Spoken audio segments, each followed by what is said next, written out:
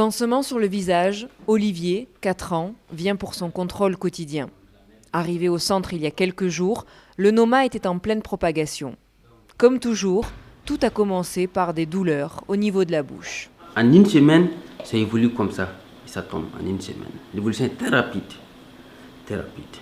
Mais à 90% sans traitement, l'enfant peut mourir. Pour Olivier, l'infection a été stoppée à temps, mais le Noma lui a rongé une partie de son visage. Ça ne peut plus se refermer. Seule une chirurgie plastique pourra réparer cela. En attendant, Olivier apprend les bains de bouche pour éviter toute nouvelle infection. Le manque d'hygiène est l'un des facteurs favorisant le Noma, associé à celui de la malnutrition. Le corps a besoin des nutriments nécessaires pour pouvoir améliorer cette déficience, cette immunité. Mais si effectivement le sujet est malnutri, donc ça devient un terrain très fertile pour effectivement la survenue du Noma. Malgré la chirurgie, certains visages gardent de lourdes séquelles avec lesquelles il faut apprendre à vivre, apprendre à affronter le regard des gens.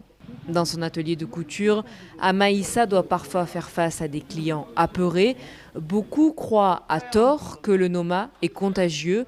Amaïssa a donc décidé de se battre pour faire accepter la maladie, mais aussi la faire oublier. Faut pas parce que tu as un Noma, tu vas baisser les bras, tu vas rien faire, tu te caches. Non. Noma, si tu as un Noma, il faut te montrer. J'essaie de travailler pour que les gens ne parlent plus de Noma, pour qu'ils ne parlent de personnes normales. Selon l'OMS, 140 000 nouveaux cas apparaissent chaque année, pour l'essentiel des enfants de moins de 6 ans vivant en Afrique. La détection et la prise en charge précoce sont décisives pour leur survie.